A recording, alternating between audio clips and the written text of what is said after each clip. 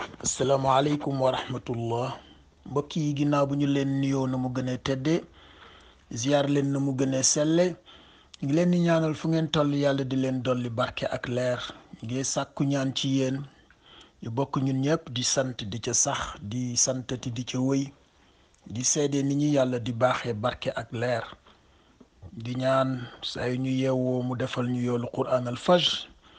inna quran al fajri kaana mashhuda te quran al fajr tabarakallahu mën na fa jaare di tasaare barkeeg leer fépp ci ñëpp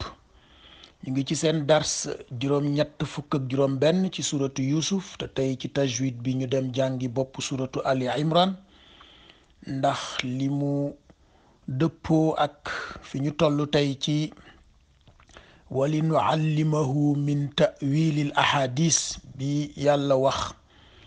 ni moom la defal yonent yàlla yusuf te mu tegu rek ca wa kadhalika yajtabika ba mu waxoon ca boppu aaya juróom benneel ba dañu waxoon la démb ñaari kazalika yi boo xoolee li fi xew mooy li mag ñi di wax ni yàlla dafay dëniirlu te mooy dafa teey dafa yàkkamtiwul yàlla dafay dëniirlu mooy dafa yàkkamtiwul ndax ba mu waxee yusuf de tànn naa ko te tànneefu yàlla rek doy na cër jarul détail wa kadhalika yajtabika rabbuka ca gént ga la ko tànne woon ci gént nag la koy joxewaat cër ca la jëm waaye dafa yemul rek ci gént nda ta'wilul ahadis bii mu ko wax boo demee ci téere yi def tafsirul quran da nga ca fekk ay détails yu bare ndax bu dee ci vocabulaire bi la rek hadis pluriel am mooy ahadis te hadis mooy événement mooy li xew maanaam hadasal amru mooy loolu de am na lu xew la mooy lu factuel la lu ñu mën a teg bët ta'wil dafa sori lool ci xam-xam te mooy boo seetloo olof bokk na ci làkk yi dégg xam-xam nu ñu koy firee ndax xam doyul xam-xam doyul xam-xam doyul ràññee nda booy dem ci luxa bi da ngay gis mu lay wax wa ma yaalamu ta'wilahu illa allah bi ñu jàng tey ci bopp ali imran te muy grille yu lecture alquran ndax alquran ñetti grille de lecture yi la ci borom bi wax ci ayat yi ñu jàng tey ba ca tolloog juróom-ñaar ayatun muhkamat mooy atte yi leer yi loo xamante ni daanaka kenn jéemu koo soppi sax kenn du fi yeewu naan la man nag big damaa gis benn décret d'abrogation nee nañu léegi julli yi dootul juróom ñeent rek la wala ñett rek la kooku mënatul nekk wala ñu ne la aj màkk dootul weer zul hijja léegi ci muharram la kooku mënatul nekk ayatul muhkamat yaa ngi fi kenn du ko soppi ci diine waaye dafa am ummul kitab loo xamante ni mooy cosaanu xam-xam yépp te fii xam-xam boo fi gis rek mi ngi ci biir alquran nga xam ak nga ñàkk a xam nga ràññeek nga ñàkk a ràññee nga mën a dégg ak nga ñàkk a mën a dégg umul kitab ma nga ca lawxul mahfuz tabarakallahu bokk ci réalité canonique yi nga xamante ni fa la yàlla di puiser li muy programmer ci bëccëg ci at ci siècle ci millénaire ci monde yi nga xamul waaye uxaru mutashabihat yaa ngi fa te mooy nuancé yi la Seydina Omar waxoon ni sang bi dem na te am na yu mu leeralul ci diine ji kon nañu ko bàyyi noonu muy lu nuancé moo tax léeg-léeg may wax mbokk yi naan nañu def attention di trancher loo xamante ni cosaan ba dafa nuancé mënta nekk uxaru mutashabihat a ngi ci biir léeg-léeg problème mu riba dañ la koy wax léeg-léeg lenn ci problème mu héritage yi ak yenn ci masala yi nga xamante ni kenn mënul xëy rek daal di ci indi benn fatwa ni noonu lañ ko mutashabihat yàlla nag nee na waaye gis nga boo ko tënkee yëpp ñu ne mu ne wa maa yaalamu ta'wilahu sens bi dëgg signification bi dëgg maanaa bi dëgg bu alquran ñu ne mu ne noonu mu yaatoo ci ñeenti grille yi ak alquran ni ñu la waxoon mi ngi ci biir alquran quran arabi mi ngi ci biir mooy quranu texte bi quran arabiyan ghayra zi iwaj mi ngi ci biir mooy texte bi nga xamante ni amul dialecte quran azima ngi ci biir mooy alquran bi kenn jotiwul ndax màgg quran majid a ngi ci biir mooy alquran de majesté quranul hakim alquranu sagesse quran ajaban bu jinne yi alquran d'émerveillement qur'anan faraqnaahu li taqra'ahu ala nnas, le qur'an des encyclopédies, tabarakallahu qur'an mubin, te mooy lu ne fang nga xam ni kenn mënu ko weddi comme jant bi, te mu wax ko ci alquran. yooyu yëpp a ngi ci biir alquran bii ñuy jàng mu yaatu lool. mu ne waaye nag bu fi kenn jéem a prétendre ne xam na ko. wa ma yaalamu ta'wilahu illa allah. ta'wil bi yàlla dong nga ko xam. kon ku yàlla xamal daf lay xamal dafay jukki ca ta'wil boobu am lu mu la ca mosal. moo tax mu ne wa ma yaalamu ta'wilahu fii te andiwul min, waaye boo demee ci li mu wax Yuusuf, wa kadhalika makkanna li Yuusuf, noonu laa préparé les Yuusuf mu mën a régner ca Égypte. te niñ ko waxee woon démb, muy jaar ci ay statut yu bokkul ndànk-ndànk, mu jëkk a ñëw ak statut jaam. xoolal loolu rek ndeysaan yàlla jàngale. te ñun ñëpp ay jaam lañu mbokk yi, wallahi ñun ñëpp. in kullu man fi samawati wal ard illa ati rahmana abdan. ñun ñëpp jaam lañ, booy boo rek ñu nangu ko mu noppal ñu. nga commencé ci statut jaam ba pare. Youssouf bi muy ñëw dafa nekkoon jaam, nekk réfugié ndax ndeysaan na ko frère ya doon bundu xataale, ba pare nekk étranger. mais xoolal loolu, nekk esclave, nekk réfugié, nekk étranger ci suufu Misra. donc da ngay ni kii moom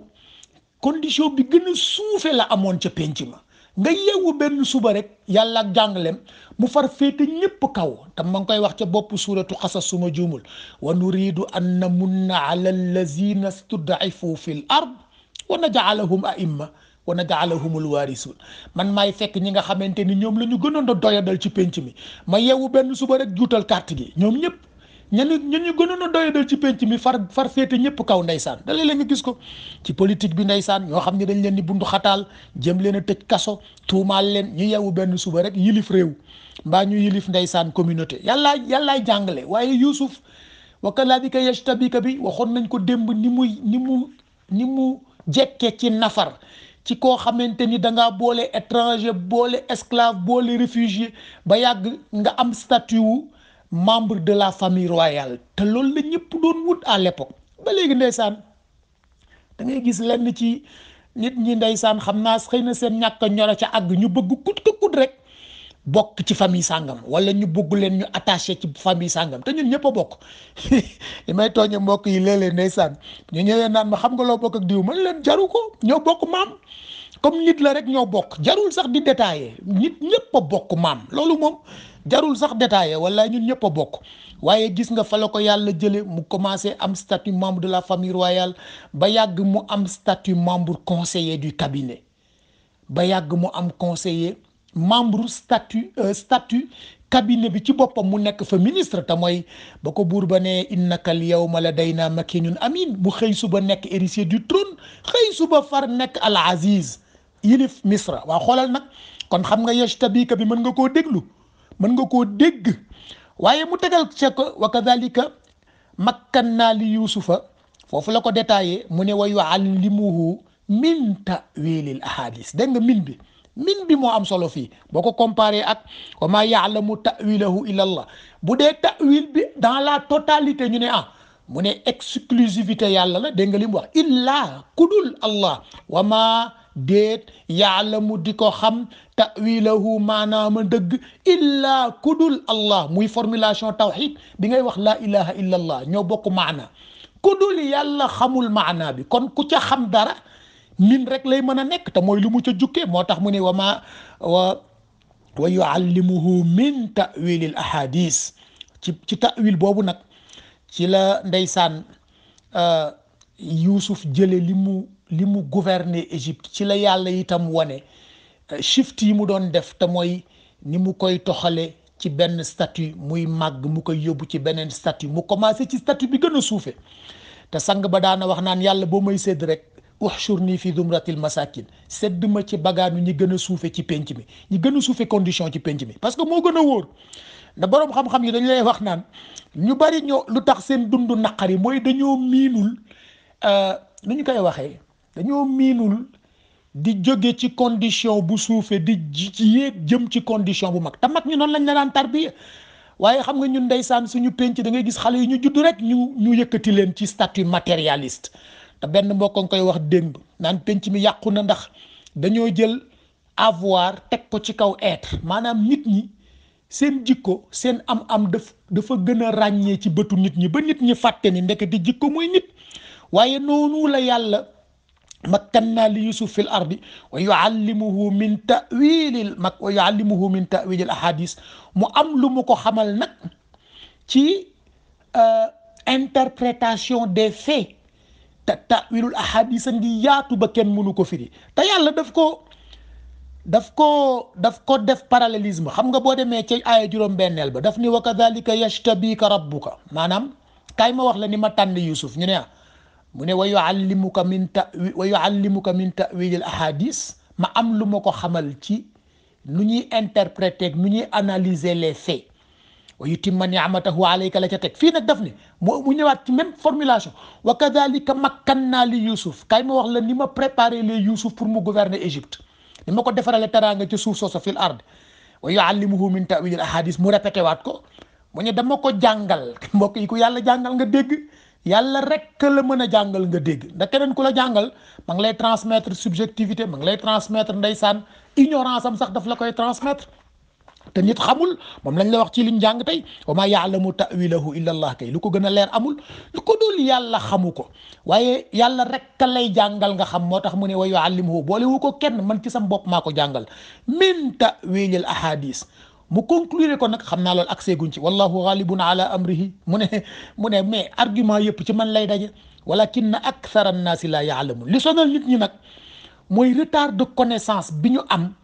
ci le fait de la supériorité de l'argument de Dieu ndeysaan la sëriñ ba waxoon walillahi al-hujjatul baligha argument yëpp ma nga teeri ca yàlla da ngay dajale sa li nga am yëpp def say démonstration da borom xam-xam yaa ngi nii liñ lay wax ñu la xam-xam du dëgg fi ñu koy xamee mooy boo demee ci benn école de connaissance bu mu mënti doon boo dajalee approche yeeg courant de pensée yi da ngay gis léeg-léeg ñoom ñaar ñuy xuloo gis nga jamono yi ñu ngi ci ndeysaan discussion yi amoon ci wàllu environnement ak réchauffement de la planète léeg-léeg da nga ciy déglu boroom xam-xam yi ñoo xamante ni ar-rasixuuna fil ilm lañ te moom la alquran wax les sommités dans la science nga dégg kenn ku wax koo xamante ni ñëpp ràññee nañ ni kii boroom xam-xam la mu wax beneen boroom xam-xam ñëw weddi ko ni ko li ngay wax ay caaxaan la ay problème mu réchauffement planète bi dafa tegu ci xawma diversification méthane ak gaz carbonique loolu ay caaxaan la moo tax nga xamante ni yàlla rek a mën a jàngal nit mu xam waaye li sonal nit mooy li mu yéex a dégg walakinna aksara naasi laa ya'lamuun la yàlla wax daf ne wallahu ghalibun ala amrihi maa nekk au sommet de l'argument mais nit ñi dañu am retard ci comprendre loolu te mooy ndeysaan échec yi nga xamante ni dañu ko am ci wàllu gëstu am ko ci wàllu xam-xam am ko ci wàllu soppi xam-xam mu jariñ loolu nag mooy mérite Youssouf nda Youssouf li yàlla wax wa kadhalika makkanna bi boo koy topp niñ ko doon tegalee démb ci échelle yi shift yi muy def ma ngay mujj ci mu sauver peuple ak am solo maanaam ndeysaan la suñu waajur bu baax ba daan wax yàlla na ko yàlla dolli leer maam Ibrahima Sakho mu ne man daal liñ fiy wax yëpp yéemu ma ay defar nañu luy dugg ci géej te du tooy ak am nañu lu mën a taal àdduna beeg mën nañoo dem ca weero mu ne man daal yooyu yëpp yéemu ma xoolal rek yooyu yëpp yéemu ma mu ne man daal ki ma doon yéem mooy ki fi mën a jëlee dee mu soof mi nam ko daan waxee ndeysaan waaye dañu am retard ci soppi xam-xam mu jariñ pénc ndax xam-xam yi ñu fi wax yëpp léeg-léeg nga dégg nit ñi ñu lay naan la kii docteur la kii professeur agrégé la nga ni waaw lan mooy contribution am ci crise yi péncam jànkonteel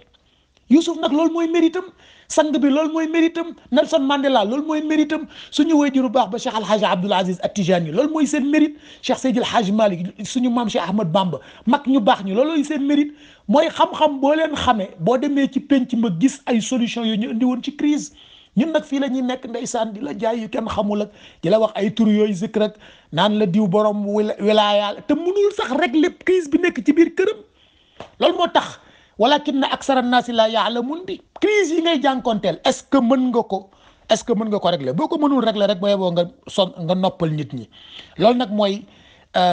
wa kadhalika makkanna li Yusuf fil ard wa yu'allimuhu min ta'wil al ahadith échec yi ñuy dajeel dañu ko war a reconnaître te tamamul ni'ma bi nga xamante ni moom la yàlla wax ci Youssouf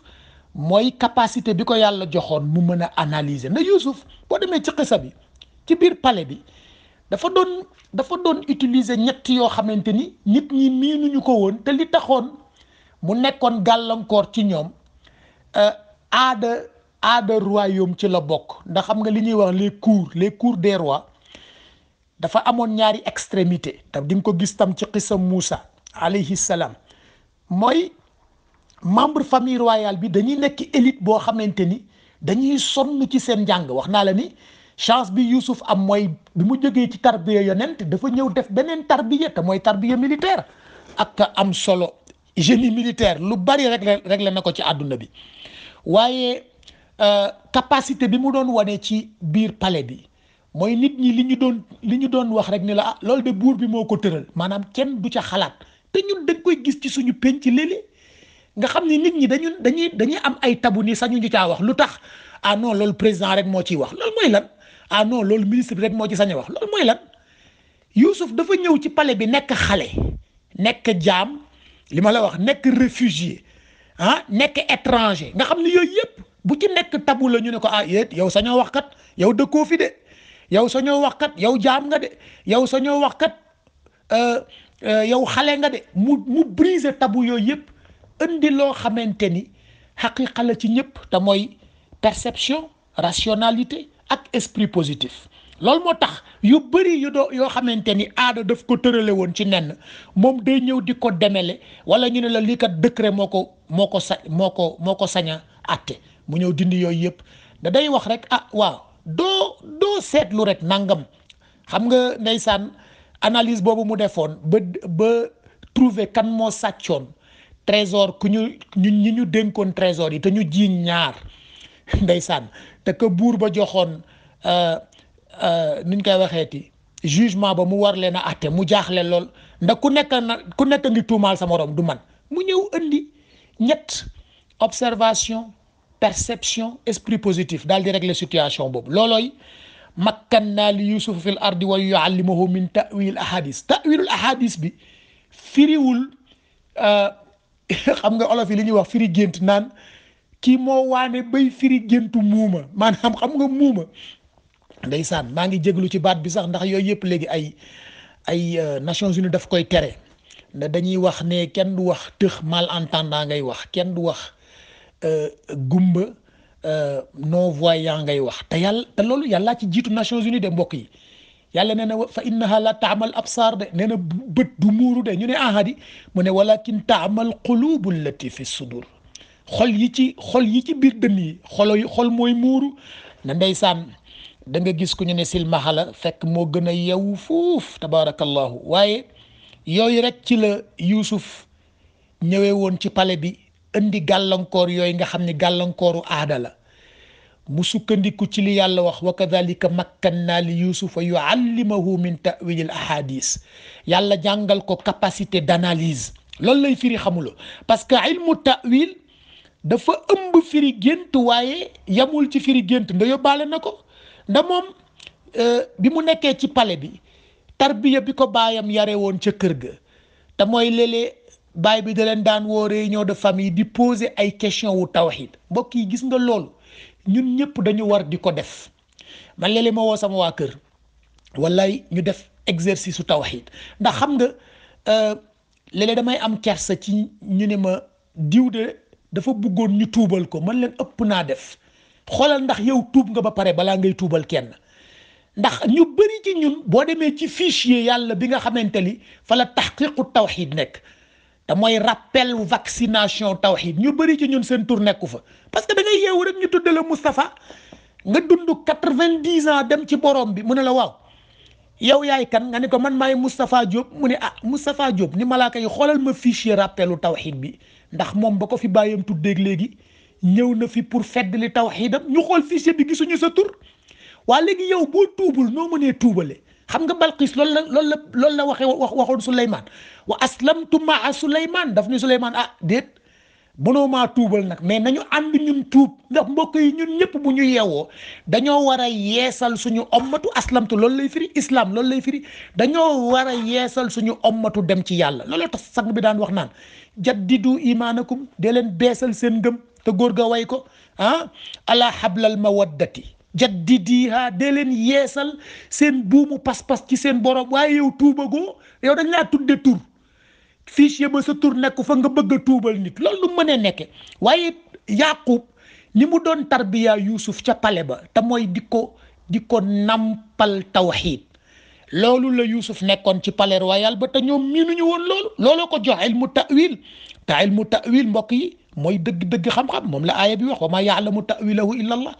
te mooy kiy dem ca gannaaw xam-xam. xam nga wax nañ la dem ni la alquran buy wax ak borom xel ak buy wax ak borom settantal du ñu bokk. da borom xel alquran da koy indil 10 arguments. boo demee ca suratu baqara inna fi xalqi samawati wal ardi wa ixtilaafi leyli wan nahar wal fulki lati tajri fi lbahri bima yanfau nnas wa ma anzala allahu min asama min ma fa ahya bihi al arda ba'da mawtiha wa bassa fiha min kulli dabba wa tasrifi riyah wa sahabi musaxari bayna samai wal ard mu ne la ayatin li qawmin yaqilun. xoolal indil na la 10 arguments: histoire, géographie, anthropologie, archéologie, tabarkalla, géométrie, yu nekk tegaleel na la ko. dog ne loolu nag ay indication la pour borom xel. nga ni borom xel de moo fi raw. mu ne déedéet, nga ñëw ci suratu Ali Imran mu ne inna fi xalqi samawati wal ardi wa ixtilaafi layli wan nahari, muy ñaari argument. mu ñu la ayatun li ulil albab, kooku doy na borom settantal. kon borom settantal moo raw. borom settantal nag moo nekk ci ta'wil. moo tax mu ne bu dee Yuusuf wa yuallimahu min ta'wil al ahadis, kooku dama ko baaxe jàngal ko ta'wil. ta'wil nag mbokk yi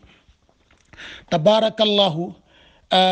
mooy li ëpp ñun li ñuy génne ci suñu laboratoire yi ci analyse quantitative ak ci yeneen xeetu interprétation yi nga xamante ni dafay tegu ci fait. moo tax mu ne ahadis du loo xamante ni ay hypothèse scientifique rek la. na boo gisee léeg-léeg boroom xam-xam yi ñuy dute ci seen xam-xam mooy lañu ko mënul indil firnde ci ahadis. xaw ma kada ko waxati woon ci philosophie yi ni la science commence par le refus des évidences. Elle exige du savant le courage de douter du bon sens. xaw ma ko waxati woon ci philosophie. waaye da nga li mu wax xam-xam a ngi tàmbalee ci nga ne loolu de dañu ne décret la ñu mu ne déedéet nañu ma andil firnde bi. te mbokk yi suñu maam Ibrahim loolu la waxoon yàlla, rabbi arini kayfa tuhyil mawta, yàlla doo ma wan nooy dekkale ku dee. yàlla ni ko awalam tu'min da nga fay weddi ci diggante bi, sa ngëm dafa rëcc. mu ne ko balaa mukk walakin li yatma'inna qalbi, évidence laa bëgg. loolu nag ñun ñëpp a ko sañ. te ndeysaan mag ñi tabarakallahu boo delloo Cheikh Seydil Hadji Malick radiallahu taala anhu, suñu maam Seyid Aliou Guèye daf ko ni woon Maodo nag sa xam-xam yéem na ma de bari na lool. mu ni ko wallaay bari lewu ma ko, ndalu yàlla waxal boppam ni wa ma utiitum min al ilmi illa qalilan. ñun déjà dañoo bëri lool, yàlla nee na lu tuuti laa leen ci jox. kon boo ko séddalee quotient ba lu insignifiant la. mu ne wallaay bari lewu ma ko. xam naa nag settantal moom maa ngi cay jéem a bari le. xoolal boobu tontu tabarakallahu. loolu tontu nitu yàlla la. waaye suñu maam Xaadima Jaxate Kala tam loolu la wane woon. maanaam mag ñi seen ta'wil ci ngay dégg ni ta'wil la féete kaw xam-xam. ndax olof day wax xam-xam, maanaam xam rek doyul. xam la xam ka xam la ñu xam. moo tax ñu ne xam-xam ñu répété ko. moom laa lay wax ci wolof moom mën na firi xam-xam. al ilm bi arab wax ci benn baat, tubaab wax ko ci benn baat muy science. olof ci ñaari baat la ko wax ndax moom dafa jéggi xam ba. te mooy li ma la wax léegi ne boroom xel ak boroom settantal bokkul. boroom xel fukki argument, boroom settantal ñaari argument. waaye gis nga ndeysaan moom lañ lay wax ci boo xoolee jugement yi nga xamante ni mag ñi andi woon nañ ko ci seen jàngale rek, ci ngay dégg ni ta'wil bi yàlla wax mooy li mu xamal Yuusuf loo xamante ni daf ni la majorité des gens xamuñu ko. maanaam boo jëlee wa kadhalika makkanna li yusufa fil ardi, jàngal aaya ba mu jeex wali nuallimahu. te gis nga mbokk yi xam nga yàlla la mu waxoon ca boppu saar ba nahnu naqussu, muy solennité bu yéeme. maanaam yàlla ak solennité mag tabaarakallahu, màggaay baag jalaal baag yépp mu boole ko ak ay malaakaam, mu boole loolu lépp ni ñun nuu solennité naqussu ñoo lay nettali alayka yow Muhammad ahsan al qasas, le meilleur, le plus beau des récits. récit bi gën a jekk ci alxuraan man maa la koy nettalil sam borom gis nga ci biir dafa ni Yuusuf kenn jàngalu ko yónni wu ma malaaka ci moom wali nu allimahu nun de majesté ba mu waxoon ca bopp ba moom la indiwaat fii waaye bu gis nga boo ko toppee daf ni wali nu allimahu min ta'wilil ahadis nga di ko topp ba ca maala lakin na nu mu ko waxte aksara naasi laa yaalamun maanaam yonent yi seen modèle mi ngi ci lu ëpp ci nit ñi xamuñu la ñu xam ndax yàllaa leen jàngal ku yàlla jàngal kay nit ñi duñu xam li nga xam kon ahadis bi rek laa bëggoon ñu bàyyi xel ni firiwul gént événement lay firi te moo xam événement yu imaginé la wala événement yu réel la nda léeg-léeg boo demee ci cinéma bi rek ndeysaan ci 3 dimensions yi ñu génne la loo xamante ni da ngay foog ni dëgg la wala nga jël sa écran téléphone bi moo tax ñu lay wax ni xale yi dañu def attention ci seen jëfandikoo yi ñuy jëfandikoo écran parce que daf leen di gëmloo virtuel à la place du réel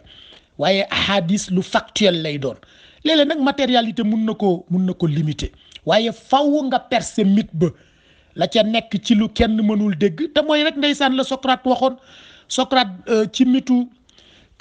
Socrate wala Platon xamatuma ci kan le mythe de la caverne te mooy ñun ndeysaan lu bari lu ñuy dunde janeer la rek nda réalité baa nga ca ginnaaw te moom loolu la waxoon ba ñu ko laajee saa yow bari nga xam-xam de mu ne lenn rek laa xam li ma xam daal mooy man ndekete xaw ma dara tout ce que je sais et que je ne sais rien te mooy li alquran wax war rasixuuna fil ilm yàlla nee na gis nga les sommités ci seen échelle u xam-xam bu ngeen leen daboon ni leen sa waay yow bari nga xam-xam de mooy la Cheikh Seydil Hadj Malick tontu woon suñu maam Alioune Gueye war rasixuuna fil ilmi yaquluuna amanna bii de kullun min indi rabbina non bul ñu tuddee borom xam-xam mukk ñun kay neel rek gëm nañu ko ndax li mu jóge ci borom bi xoolal loolu moo tax mitu caverne boobu nga xamante ni philosophie dañu koy jàngale moo ñëwaat fii ci ta'wilul ahadis te mooy loo xam ni faw nga interpréter ko nit ñi mën koo doog a mën koo dégg te moom laa la wax ni la xam-xam bu fekkee mënuñu koo soppi muy résoudre ay crise amul njëriñ ndax xam-xam yi fi wax yu bëri ndeysaan tabarakallahu bëriwul njëriñ moo tax yonent yi ñu leen doon taxé naan leen yéen ay shaa'ir majnun ngeen ndax ñaar yooyu dafa féete kaw ci inspiration boo demee ci texte Jalaluddin Rumi yi nga gën ko dégg kon ñaari teraanga yi yàlla wax ci Yuusuf te mooy yashtabika bi ak makkannaa bi yooyu ngay xool ni mérite bu Yuusuf am la gannaaw ba ñu ko jéemee ndeysaan bundu xataal teg ko ay nattu te moom mu taq rek ci dëgg moom laa la doon wax démb ñu la li jig ñëpp mooy wa ahsin kama ahsanallahu ilayka nga taq ci dëgg rek nda Yuusuf xoolal yi mu boole ndeysaan nekk jirim juróomi at sa yaay faatu say frère bopp yu la mag yoo xam ni daanaka mat nañ la papa bu ndaw wala nijaay di la bundu xataal ñu séparé la ak sa papa fekk yaa ngi toll ci tarbiya am fukki at ba juróom-ñaari at âge boobu nga xam ni da nga ci toll ñu war la entouré d'affection ñu teg la natt yooyu yëpp ñu déporté la nga nekk jaam nekk nuñ koy waxee ci doxandéem nekk xale ñu jàpp la yóbbu la ci dëkk boo xam ni étranger nga fa nga boole yooyu yëpp ba pare nag la mu nekkee woon ca palais ba yëpp mu di ko def en tant que bénévole nga li may wax mbokk yi tout temps diine kenn sañu cee laaj dërëm ndax yàlla ko wax wa ma as'alukum alayhi min ajr bàyyi leen di laaj fay ci diine bindal naa la affaire fokk nga jox ma weexal bu fekkee ni ki nga bindal yéene na la jox la jëlal waaye di laaj weexal yàlla nee na bu leen ko def gis nga Yuusuf de li ko yàlla faye mooy li mu doon def yëpp daf ko def ci bénévolat moo tax nag yàlla baaxee ko ta'wilul ahadis te mooy lu mu décortiquer rek message yëpp la mu ko gisee woon ca gént ga Shams xamar nujum li jóge ci jant bi ak a mat a décortiquer nda rayonnement monochromatique bii rek boo defee nii sa bët rek ndeysaan bu jant bi nga gis juróom-ñaari couleurs yooyu ngay gis loolu rek ndeysaan góor ga way na ko de maa ngi koy waxtaan ak benn kilifa fan yi ci ahata bihil anwaar les lumières kenn rek laa gis ci nitu yàlla yu mu bind ci anwaar tabarakallahu bi plurielu nuur te alquran nuur la wax waaye yooyu yëpp dafa bokk ci xam-xamu ta'wil bi nga xamante ni dafay fekk lu lënt